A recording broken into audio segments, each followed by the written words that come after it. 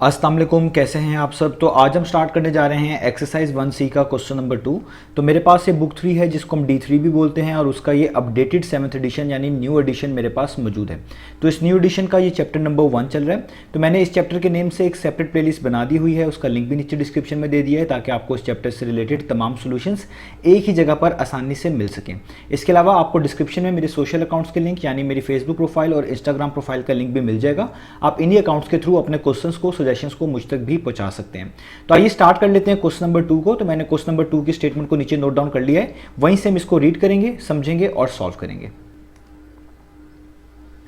तो अब आपको सामने स्क्रीन पर क्वेश्चन नंबर 2 की स्टेटमेंट लिखी हुई नजर आ रही है। यहां पे लिखा हुआ है if Q is inversely proportional to P, यानी एक वेरिएबल Q है जो कि एक दूसरे वेरिएबल P के इनवर्सली प्रोपोर्शनल है। अब इनवर्सली प्रोपोर्शनल का मीनिंग क्या होता है ये मैं क्वेश्चन नंबर 1 में एक्सप्लेन कर चुका हूं कि जब भी दो क्वांटिटीज कहलाई जाएं कि वो आपस में इनवर्सली प्रोपोर्शनल है, इसका मतलब है अगर एक क्वांटिटी में इंक्रीज आएगा, एक क्वांटिटी बढ़ेगी, तो उसकी वजह से दूसरी क्वांटिटी उसी रेट पर डिक्रीज कर जाएगी, उसी रेट पर कम कर देगी। इसको आप सादा अल्फाज में यूं भी कह सकते हैं कि अगर एक चीज के बढ़ाने से दूसरी चीज कम हो जाए तो वो दोनों चीजें आपस में कहलाती हैं इनवर्स प्रोपोर्शन में, या यूं कह लें कि वो दोनों चीजें आपस में कहलाती हैं इनवर्सली प्रोपोर्शनल। तो याद रखिएगा जिस रेट से Q बढ़ेगा उसी रेट से P डिक्रीज कर जाएगा। इसी चीज को हम बोलते हैं कि ये दो क्वांटिटीज आपस में क्या है, इनवर्स प्रोपोर्शन में है, या ये दो क्वांटिटीज आपस में इनवर्सली प्रोपोर्शनल है। तो आपने इस चीज को सादा इसी तरीके से याद रखना है कि एक चीज के बढ़ाने से अगर दूसरी चीज कम हो जाए या एक चीज के कम करने से दूसरी चीज बढ़ जाए, आपको ऑपोजिट बिहेवियर शो हो दो क्वांटिटीज के दरमियान, तो आप यही कहा करेंगे कि वो दोनों क्वांटिटीज आपस में इनवर्सली प्रोपोर्शनल हैं। और एक की चीज का बढ़ना और दूसरी चीज का कम होने का जो रेट होता है वो सेम होता है, यानी जिस रेट पे एक चीज बड़ी होगी उसी सेम रेट पर दूसरी चीज डिक्रीज भी करी होगी। तो इसी चीज को हम बोलते हैं इनवर्स प्रोपोर्शनैलिटी। तो यहां पे स्टार्ट में ये बता दिया गया है कि Q जो है वो इनवर्सली प्रोपोर्शनल है P के, यानी अगर आप Q की वैल्यू बढ़ाएंगे तो P की वैल्यू क्या हो जाएगी, कम हो जाएगी। अब आगे देखिए उन्होंने Q की वैल्यू बताई हुई है 0.25 और लिखा हुआ है when P is equal to 2, यानी जब P की वैल्यू 2 होगी तो Q की वैल्यू 0.25 होगी। और ये जो P और Q की वैल्यू स्टार्ट में बताई जाती है ये कांस्टेंट ऑफ प्रोपोर्शनैलिटी के लिए बताई जाती है, क्योंकि हमें इसमें कांस्टेंट ऑफ प्रोपोर्शनैलिटी निकालना होगा और वो इन्हीं Q और P की वैल्यू की मदद से हम निकाल पाएंगे। तो आगे लिखा हुआ फाइंड, आपने फाइंड करके दिखाना है। पहले पार्ट में क्या है, express Q in terms of P। इसका मतलब है आपने एक ऐसी इक्वेशन बनाकर दिखानी है जिसमें आपको इक्वेशन के लेफ्ट हैंड साइड पे Q नजर आएगा और उसी इक्वेशन के राइट हैंड साइड पे P नजर आएगा और बीच में इक्वालिटी का साइन नजर आएगा, यानी वो एक इक्वेशन होगी। उसी इक्वेशन को हम कहेंगे कि यहाँ पे Q एक्सप्रेस हो रहा है इन टर्म्स ऑफ P या Q को रिलेट किया जा रहा है इन टर्म्स ऑफ P। तो आपने एक ऐसी इक्वेशन बनानी है पहले पार्ट में जिसमें Q और जो है in terms of P represent किया जा रहा हो, जिसका सादा सा मीनिंग ये है कि आपको इक्वेशन की एक तरफ Q लिखा हुआ नजर आएगा और इक्वेशन के दूसरी तरफ P लिखा हुआ नजर आएगा। ये जब हम यहाँ पर इक्वेशन को फाइंड आउट करेंगे तब आपको ये चीज और भी बेहतर समझ आ जाएगी। तो सेकंड पार्ट में लिखा हुआ है find the value of Q। अब सेकंड पार्ट में आपने Q की वैल्यू फाइंड आउट करके दिखानी है when P is equal to 5, जबकि आपको P की वैल्यू 5 बता दी है, यानी P की वैल्यू 5 यूज करनी है और Q की वैल्यू निकाल कर बतानी है। और थर्ड पार्ट में लिखा हुआ है calculate the value of P। Third part में आपने इस बार P की वैल्यू निकालनी है और Q की बता दी है when Q is equal to 0.2। तो उम्मीद है आपको सारी स्टेटमेंट समझ आ गई होगी। अब इसका सोल्यूशन स्टार्ट करते हैं। तो इसके सोल्यूशन हम किस तरह स्टार्ट करेंगे, जब भी आपके पास इस तरह का क्वेश्चन आए जिसमें प्रोपोर्शनैलिटी का जिक्र हो, चाहे वो डायरेक्ट प्रोपोर्शनल का हो चाहे वो इनवर्स प्रोपोर्शन का हो, दोनों केस में आपको इसी तरह स्टार्ट करना होता है कि क्वेश्चन की जो स्टेटमेंट है आपने उसको ट्रांसलेट करके एक इक्वेशन में बदलना है।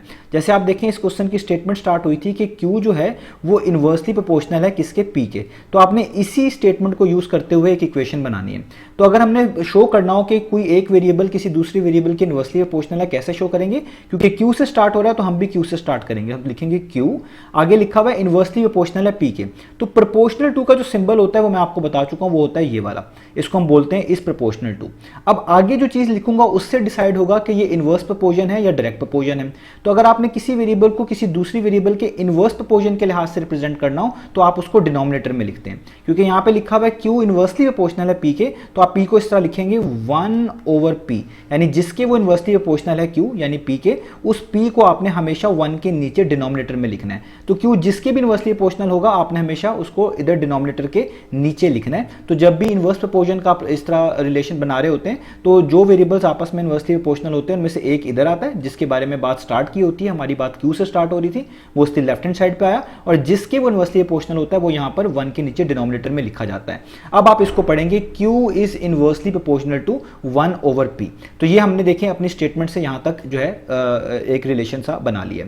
अब अगला स्टेप ये होता है कि आपने इस प्रोपोर्शनल टू के सिंबल को खत्म करना होता है, और जब आप इस प्रोपोर्शनल टू के सिंबल को खत्म करेंगे इसकी जगह पे एक इक्वालिटी का साइन आएगा इक्वल टू का, और साथ एक कांस्टेंट इंट्रोड्यूस कराएंगे जिसको कांस्टेंट ऑफ प्रोपोर्शनैलिटी कहा जाता है। तो हम क्या लिखेंगे, हम लिखेंगे Q, इसको खत्म करके एक इक्वल टू का साइन, साथ एक आएगा कांस्टेंट ऑफ प्रोपोर्शनैलिटी जिसको K से रिप्रेजेंट करते हैं, और ये 1/P उसके आगे ही आ जाएगा, यानी आप ये कह लें इस K से मल्टीप्लाई हो जाएगा। तो यहाँ पे देखें 1/P उसके आगे ही आ गया।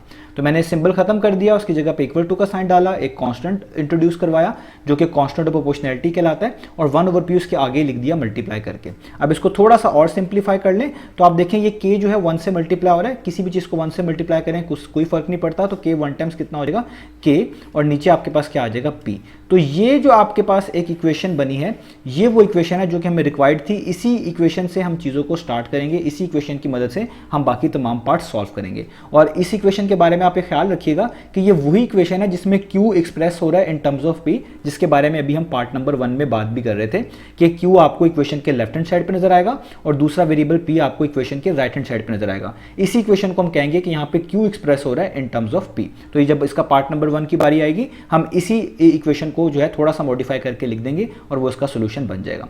तो देखिए अब आपने ये इक्वेशन निकाल ली, अब अगला स्टेप क्या है? अब अगला स्टेप है इस कांस्टेंट ऑफ प्रोपोर्शनैलिटी की वैल्यू आपने निकालनी है, और वो मैं आपको स्टार्ट में बता चुका हूं कि जो आपके पास दो वेरिएबल्स इन्वॉल्व होते हैं उनकी जो वैल्यू स्टार्ट में बताई गई होती है वो आपको हेल्प किया करेंगी इस कांस्टेंट ऑफ प्रोपोर्शनैलिटी की वैल्यू को निकालने में। तो Q और P की वैल्यू ऊपर ही मेंशन्ड है 0.25 और P की वैल्यू 2, वही आप यहाँ पे यूज करेंगे। तो आप यहाँ पे लिखेंगे कि Q की वैल्यू कितनी आपके पास मेंशन्ड है 0.25 और P की वैल्यू कितनी मेंशन्ड है आपके पास 2। ये दोनों वैल्यूज आपने इक्वेशन नंबर 1 में पुट कर देनी है। तो आप यहां पे लिखेंगे put all values in equation number 1, ये जो ऊपर मैंने इक्वेशन नंबर 1 लिखी हुई है। तो इक्वेशन नंबर 1 को दोबारा लिखता हूं, Q is equal to K over P। अब Q की जगह पे Q की वैल्यू, तो Q की जगह पे कितना आ जाएगा 0.25, K वैसे का वैसे ही, और नीचे P की जगह पे कितना आ जाएगा, वो आ जाएगा 2। ठीक है, अब आपने क्योंकि K की वैल्यू निकालनी है तो देखें 2 यहां पर डिवाइड कर रहा है K को। अगर कोई नंबर यहां पर डिवाइड कर रहा हो वो इक्वेशन के दूसरी तरफ जाके मल्टीप्लाई होता है या मल्टीप्लाई करता है। तो 2 यहां पर डिवाइड कर रहा है K को, जब आप इसको इक्वेशन के दूसरी तरफ यानी लेफ्ट हैंड साइड पे भेजेंगे तो वो 0.25 से जाके क्या हो जाएगा मल्टीप्लाई। तो आप लिखेंगे 0.25 मल्टीप्लाई बाय 2, और यहाँ पे जस्ट क्या बचेगा K यानी कांस्टेंट ऑफ प्रोपोर्शनैलिटी। आप ये ऐसे भी कर सकते थे कि दोनों साइड्स पर 2 से मल्टीप्लाई करवा देते, तब भी आप इसी स्टेप पर पहुंचते, तो वो तरीका भी ठीक है। अब इसको सॉल्व कर लेते हैं। यहाँ पे मैं डेसिमल रिमूव करता हूँ, तो डेसिमल को रिमूव करूंगा तो जस्ट 25 बचेगा, क्योंकि डेसिमल के बाद 2 डिजिट्स हैं तो आपको पता है डेसिमल रिमूव करने के बाद नीचे आपको 100 लिखना पड़ेगा, और यहाँ पे ये 2 वैसे का वैसे ही रहेगा और ये K भी वैसे का वैसे ही रहेगा। अब आप इनको सॉल्व कर लें तो आप देखें 2 1 टाइम्स 2 होता है और 2 50 टाइम्स कितना होता है 100। तो यहाँ पे बच गया 25 ओवर 50 और यहाँ पे आ गया K। ठीक है, इस 1 को तो लिखने की जरूरत नहीं होती। तो अब आप देखें 25 और 50 मजीद कैंसिल आउट होता है, 25 1 टाइम्स 25 होता है, 25 2 टाइम्स 50 होता है। तो K की वैल्यू कितनी आ गई 1/2। तो आपने देखें कांस्टेंट ऑफ प्रोपोर्शनैलिटी की वैल्यू निकाल ली है जो कि कितनी है 1/2। तो K की वैल्यू तो हमारे पास आ गई। तो जब कांस्टेंट ऑफ प्रोपोर्शनैलिटी की वैल्यू आ जाएगी अब आपके लिए बाकी पार्ट्स को करना आसान हो जाएगा। अब आप देखें आपने पहले पार्ट में क्या करके दिखाना था कि आपने Q को एक्सप्रेस करना था इन टर्म्स ऑफ P, और मैं आपको बता ही चुका हूं कि ये जो आपने इक्वेशन नंबर 1 निकाली हुई है ये वही इक्वेशन है जिसमें Q एक्सप्रेस हो रहा है इन टर्म्स ऑफ P, क्योंकि एक तरफ Q लिखा हुआ नजर आ रहा है इक्वेशन में इक्वालिटी की एक तरफ, और दूसरी तरफ आपको P लिखा हुआ नजर आ रहा है। तो इसी इक्वेशन को बोलते हैं कि ये एक ऐसी इक्वेशन है जिसमें Q एक्सप्रेस हो रहा है इन टर्म्स ऑफ P। अब आपने क्या करना है, आपने क्योंकि Q और P को जस्ट एक्सप्रेस करना है तो ऊपर K की जगह पे इसकी वैल्यू पुट कर देनी है, कांस्टेंट की जगह पे उसकी वैल्यू पुट कर देनी है, और बाकी 2 वेरिएबल्स जिनका पार्ट नंबर 1 में जिक्र आया था उनको आपने टच नहीं करना, उनको डिस्टर्ब नहीं करना, वो वैसे के वैसे रहेंगे, और यही हमारे पास इसके पार्ट नंबर 1 का आंसर भी हो जाएगा। तो इसको कर लेते हैं। तो यहाँ पर मैं लिखता हूँ इसका पार्ट नंबर 1, तो हमारे पास आएगा फ्रॉम इक्वेशन नंबर 1, यानी हम इक्वेशन नंबर 1 ही को यूज करेंगे। तो इक्वेशन नंबर 1 क्या है, वो है Q is equal to K over P। तो जस्ट कांस्टेंट की वैल्यू आपने पुट करवानी है। तो Q वैसे का वैसे ही, कांस्टेंट की वैल्यू ऊपर लिखी हुई है 1/2 और डिवाइडेड बाय, और ये P वैसे का वैसे ही। मैंने देखें सिर्फ k की जगह पे 1/2 लिख दिया और p वैसे का वैसे ही। अब आप इस चीज़ को कैसे सॉल्व करके लिख सकते हैं फर्दर, ये मैं यहाँ पे आपको रफ में बता देता हूँ। इस चीज़ को आप ऐसे लिख सकते हैं, जो राइट हैंड साइड पे लिखा हुआ है 1/2 और इसके नीचे लाइन डाल के p लिखा हुआ है, जिसको आप लिख सकते हैं डिवाइडेड बाय p। ये जस्ट आपको समझाने के खातिर है, वैसे आप इसको डायरेक्ट भी कर सकते हैं। तो अगर आप देखें p के नीचे कुछ नहीं है, आप यहाँ पे 1 लिख लें तो ये हो जाएगा 1/2, डिवाइड को मल्टीप्लाई बनाएं तो आपको पता है अगली वाली फ्रैक्शन रेसिप्रोकल हो जाएगी, 1 ऊपर आ जाएगा और p नीचे आ जाएगा। इनमें कोई कैंसिलेशन तो हो नहीं सकती, तो 1 को 1 से मल्टीप्लाई कर दें 1 होता है, और नीचे 2 को p से मल्टीप्लाई कर दें तो कितना होता है 2p। यानी 1/2 डिवाइडेड बाय p का मतलब बेसिकली क्या होता है 1/2p। तो ये मैंने आपको यहाँ पर करके भी दिखा दिया है। वैसे मैं आपको बता दूं, जब भी ऊपर कोई फ्रैक्शन हो और नीचे वो डिवाइड हो रही हो किसी और चीज़ से, तो ऊपर वाली फ्रैक्शन का जो डिनोमिनेटर होता है जो कि 2 है, वो नीचे वाले जो चीज़ लिखी होती है, जो यहाँ पे p लिखी हुई है, उससे मल्टीप्लाई हो जाता है। या आप यूँ कह लें कि जो इस पूरी फ्रैक्शन का डिनोमिनेटर है उससे मल्टीप्लाई हो जाता है। मैंने आपको यहाँ पे करके भी दिखा दिया है। तो बेसिकली ये होगा q इज इक्वल टू 1, नीचे ये लाइन और ये 2 जो है नीचे p से क्या हो जाएगा मल्टीप्लाई, यानी 2p। तो देखिए यहाँ पे मैंने करके भी दिखा दिया। तो ये आपके पास वो इक्वेशन आ गई जिसमें q एक्सप्रेस हो रहा है इन टर्म्स ऑफ p। तो ये हमारे पास इसके पार्ट नंबर 1 का आंसर हो गया। तो अब हम इसके पार्ट नंबर 2 को भी देख लेते हैं। तो पार्ट नंबर 2 में आप देखें, यहाँ पर नजर आ रहा है आपको, आपने Q की वैल्यू फाइंड आउट करके दिखानी है और P की वैल्यू 5 गिवन है। तो इसी इक्वेशन की मदद से होगा। तो मैं यहाँ पे लिख देता हूँ पहले डाटा कि Q की वैल्यू फाइंड आउट करनी है सेकंड पार्ट में। सेकंड पार्ट में आपने Q की वैल्यू फाइंड आउट करके दिखानी है और P की वैल्यू कितनी गिवन है 5। अगेन इक्वेशन नंबर 1 ही यूज करेंगे। तो मैं यहाँ पे लिखूंगा फ्रॉम इक्वेशन नंबर 1, और इक्वेशन नंबर 1 क्या थी, Q is equal to K/P। तो इसमें जस्ट वैल्यूज पुट कर दें, Q तो फाइंड आउट करना है तो Q वैसे का वैसे ही रहेगा। K की वैल्यू ऊपर निकाली हुई है 1 डिवाइडेड बाय 2, 1 डिवाइडेड बाय 2 और नीचे लाइन, और P की वैल्यू कितनी है वो है 5। अब देखें यहाँ पर भी ऐसा ही होगा जिस तरह मैंने आपको पीछे समझाया था। मैं दोनों तरीके से करके दिखाऊंगा ताकि आपके लिए कंफ्यूजन रहे। तो आप इसको लिख सकते हैं 1/2 और इस लाइन की जगह पे आप लिख सकते हैं डिवीजन का सिंबल और नीचे लिखा हुआ 5, और 5 के नीचे खुद से क्या लिख लें 1।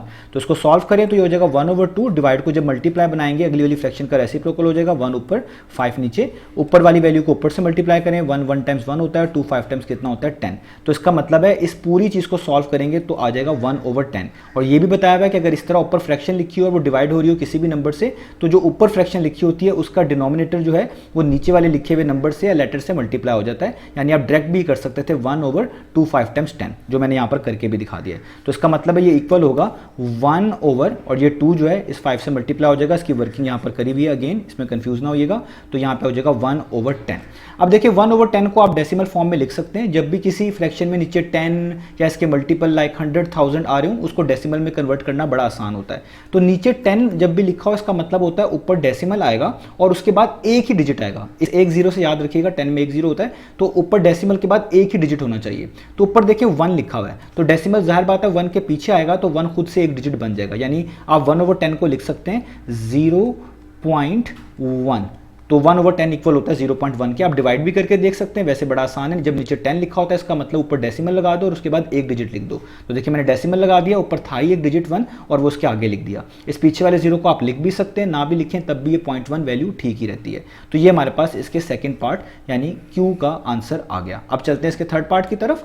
तो देखें थर्ड पार्ट में हमारे पास क्या है, तो थर्ड पार्ट में आपको कहा गया है कि आपने P की वैल्यू निकालनी है। इस बार P की निकालनी है और Q की गिवन है 0.2। ठीक है, तो P की वैल्यू निकालनी है और Q की वैल्यू 0.2 गिवन है। तो मैं यहाँ पे कह देता हूँ कि P की वैल्यू निकालनी है और Q की वैल्यू 0.2 गिवन है। ये हम इसकी बात कर रहे हैं थर्ड पार्ट की। अगेन इक्वेशन नंबर 1 ही यूज करेंगे। तो आप लिखेंगे फ्रॉम इक्वेशन नंबर 1। तो वो क्या थी, Q is equal to K/P। ठीक है, Q is equal to K/P। अब इसमें आपके पास Q की वैल्यू गिवन है 0.2, तो Q के नीचे आप क्या लिख देंगे 0.2। K की जगह पे आपके पास क्या वैल्यू है 1/2, तो आप लिखेंगे 1/2 और डिवाइडेड बाय P। P की वैल्यू आपने फाइंड आउट करनी है, तो ये वैसे का वैसे ही आ जाएगा। अच्छा आप देखिए इसको मैं थोड़ा सा सॉल्व कर लूँ बिल्कुल उसी तरीके से। वैसे अब आपको पता चल गया होगा ये 1/2P होगा, लेकिन मैं इसको बार बार यहाँ पे इसलिए सॉल्व कर रहा हूँ ताकि आपकी कन्फ्यूजन दूर हो जाए। कोई अगर स्टूडेंट को इसमें कन्फ्यूजन हो वो क्लियर हो जाए। तो 1/2 डिवाइडेड बाय P को हम ऐसे लिख सकते हैं 1/2 डिवाइडेड बाय P, और P के नीचे कुछ नहीं है, आप 1 लिख सकते हैं। तो यहाँ पे 1/2 डिवाइड को जब मल्टीप्लाई बनाएंगे अगली फ्रैक्शन का रेसिप्रोकल हो जाएगा, 1 ऊपर P नीचे। अब ऊपर वाले को ऊपर से मल्टीप्लाई कर दें नंबर को, 1 टाइम्स 1 और 2 को नीचे से, यानी 2P। इसका मतलब इस पूरी चीज़ को आप लिख सकते हैं 1/2P। तो मैं लिख देता हूँ 0.2 इज इक्वल टू 1/2 और यहाँ पे क्या आ जाएगा P। ठीक है, ये मैंने यहाँ पे इसकी वर्किंग भी करके दिखा दी। अब आप इस डेसिमल को भी रिमूव कर लें ताकि चीज़ों को सॉल्व करना और भी आसान हो जाए। यहाँ पे 0.2 लिखा हुआ है, डेसिमल को रिमूव करेंगे तो डेसिमल के बाद एक डिजिट है तो नीचे 10 लिखना पड़ेगा। तो आप लिखेंगे 2/10 इज इक्वल टू 1/2P। ठीक है, यहाँ तक हमने कर लिया। अब आप इसको जो है क्रॉस मल्टीप्लाई कर दें। जब भी आपके इस बीच में इक्वल टू का सिंबल हो, इधर एक फ्रैक्शन बनी हो, इधर एक फ्रैक्शन लिखी हो, और आप उनको क्रॉस मल्टीप्लाई करके वेरिएबल P की वैल्यू या लेटर P की वैल्यू निकाल सकते हैं। क्रॉस मल्टीप्लिकेशन कैसे होती है कि लेफ्ट हैंड साइड पे जो फ्रैक्शन होती है उसका जो डिनोमिनेटर होता है वो दूसरी साइड वाली फ्रैक्शन के न्यूमरेटर से मल्टीप्लाई होता है, और राइट हैंड साइड पे जो फ्रैक्शन होती है उसका जो डिनोमिनेटर होता है वो अपनी लिखी हुई लेफ्ट हैंड साइड वाली फ्रैक्शन के न्यूमरेटर से मल्टीप्लाई होता है। देखिए क्रॉस बनता है इसलिए हम इसको क्रॉस मल्टीप्लिकेशन बोलते हैं। तो ये 2P बेसिकली यहाँ पर डिवाइड कर रहा है, वहाँ जाके 2 से मल्टीप्लाई हो जाएगा, तो आप लिखेंगे 2 मल्टीप्लाई बाय 2P। और 10 यहाँ पर डिवाइड कर रहा है, ये इक्वेशन के राइट हैंड साइड पर जाके 1 से मल्टीप्लाई हो जाएगा, तो आप लिख देंगे 10 मल्टीप्लाई बाय 1। इसी को हम बोलते हैं क्रॉस मल्टीप्लिकेशन। तो 2 को 2 से मल्टीप्लाई करें आपके पास आ जाएगा 4P, और 10 को 1 से मल्टीप्लाई करें तो आपके पास आ जाएगा 10। अब यहाँ पे आपके जस्ट P के साथ 4 रह गया, आप इस 4 को हटाएंगे तो P की वैल्यू आ जाएगी। और ये भी आपको मैंने बताया हुआ है कि जब भी आपके पास आपका जो वेरिएबल है या जो लेटर है जिसकी वैल्यू आप फाइंड आउट कर रहे हो उसके साथ कोई नंबर लिखा हो जिसको आपने हटाना हो, वो उससे मल्टीप्लाई हो रहा हो, तो उसको हटाने का एक तरीका होता है कि उसी सेम नंबर को दोनों तरफ डिवाइड कर दें। यानी यहाँ पे 4 को हटाना है तो आप इस इक्वेशन के दोनों तरफ किससे डिवाइड करवा दें, 4 से डिवाइड करा दें, यहाँ पर भी और यहाँ पर भी, जिस तरह मैंने करवा दिया है। अब इससे फायदा क्या होगा, 4 से कैंसिल, यहाँ पे जस्ट बच जाएगा P, और यहाँ पे 10/4 है, ये कैंसिल आउट होते हैं। आपको पता है 2 टाइम्स 4 होता है, 2 5 टाइम्स 10 होता है, तो ऊपर आ गया 5, नीचे आ गया 2। अब 5 डिवाइडेड बाय 2 है, इसको आपको कैलकुलेटर अलावा आप कैलकुलेटर से कर सकते हैं, मैनुअल डिवीजन आपको आती है, आनी चाहिए भी, और वो आप उससे भी कर सकते हैं। वैसे बड़ा क्लियर है, जब भी किसी नंबर के नीचे 2 लिखा होता है इसका मतलब है उसका हाफ कर दो। 2 का मतलब होता है हाफ कर दो, तो 5 का हाफ कितना होता है 2.5, तो इसका मतलब है 5 डिवाइडेड बाय 2 कितना होगा 2.5। तो ये हमारे पास इसके P की वैल्यू भी आ गई। तो यही हमने फाइंड आउट करके दिखानी थी। तो उम्मीद है आपको ये क्वेश्चन समझ आया होगा। इंशाल्लाह नेक्स्ट वीडियो से मिलेंगे बाकी सॉल्यूशंस के साथ।